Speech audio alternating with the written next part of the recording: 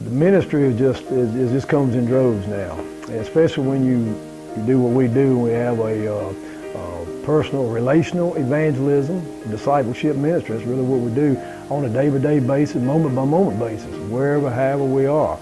Got born again. I was hanging wallpaper for a living, and loved it. I had the first real job where I made some legal money, because I spent 13 years in drugs and alcohol in my younger formative years because of disruption of the family, disintegration of the family, really, which is a blessing. It was a curse, but it ended up being a blessing, because it really what took me to the cross. And when God put an angel or a precious lady in my way to not just give me a dissertation or a formula or whatever to get born again, she discipled me to Jesus. She spent 3 or 4 hard months of just loving me to Jesus. And 1979 in Roanoke, Virginia. I was full of dope and even when it was just crazy because my family had disintegrated. My precious mama was an immigrant from England. She was a British soldier.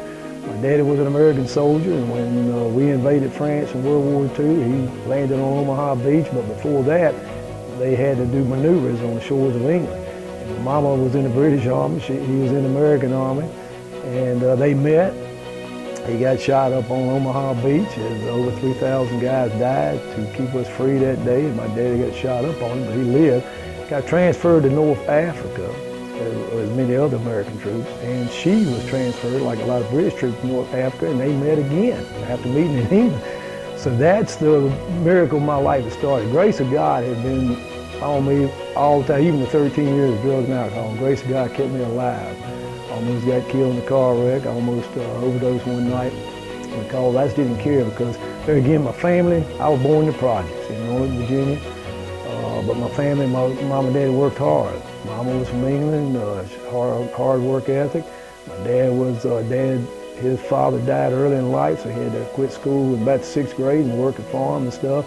So neither one of them had a lot of formal education, but they worked hard. So I was born in the projects, and 10 short years later, we got our new house, kind of like the Jeffersons. We got our piece of the pie, and we was in a new subdivision, new house but I turned into a latchkey kid. They were both working hard, and we quit going to church. That was the first fatal mistake our family made, was quit going to church.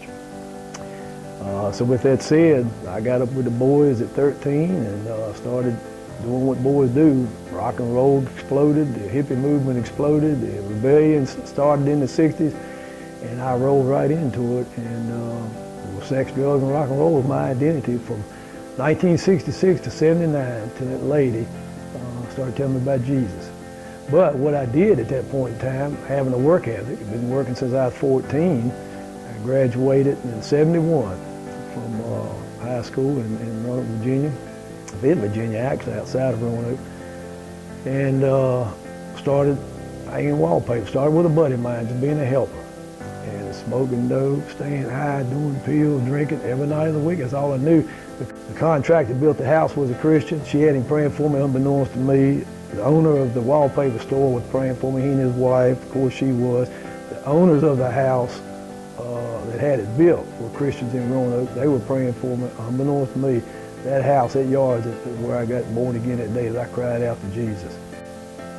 Well, as soon as I was born again, then I started reading the Bible, going to church like you're supposed to, and God talked to me called me through the scriptures, like he called me to salvation, he called me to ministry through the Pauline epistles, so I started going to church. I mean, I was already going to church, but Debbie and I moved to Lynchburg, Virginia, and I knew I was called to ministry, and there was a school down there called Liberty University. And so we started going to a real good local church down in Lynchburg, Temple Baptist, which was marvelous. And at that point in time, I got involved in the jail ministry. And that was one of the main vehicles that led me to the hurt and the heartache and the ministry of the fatherless that we've been in now for 33 years. But he's gracious, he's good, so he called me that way. And as I started preaching in jail, I found out that 80 and 90% of those guys didn't have daddies. All of them was sitting there and they was hurt. They was hurt like me, they was empty. And nobody was giving them the way or directing them.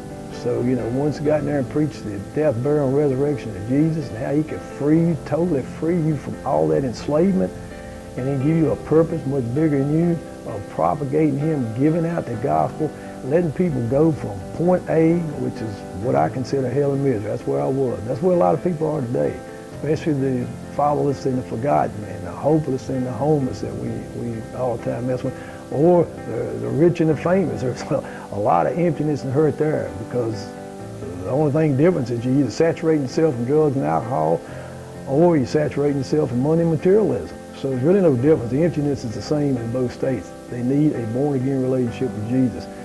So Debbie and I got together.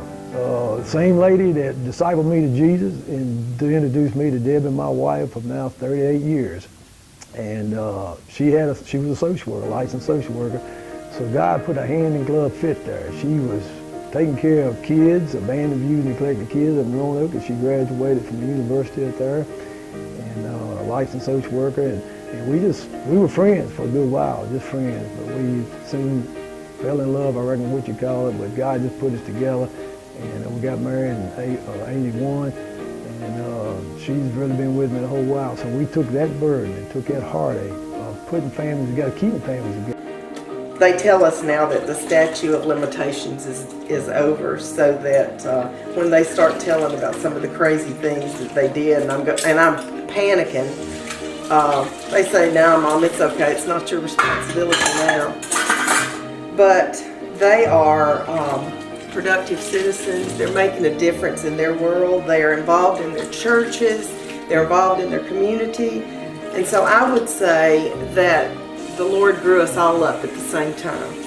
So now I hope that we're able to strengthen families, whether it's families in our church, families in our community, families that are broken, families that are doing well but just need to know not to take each other for granted.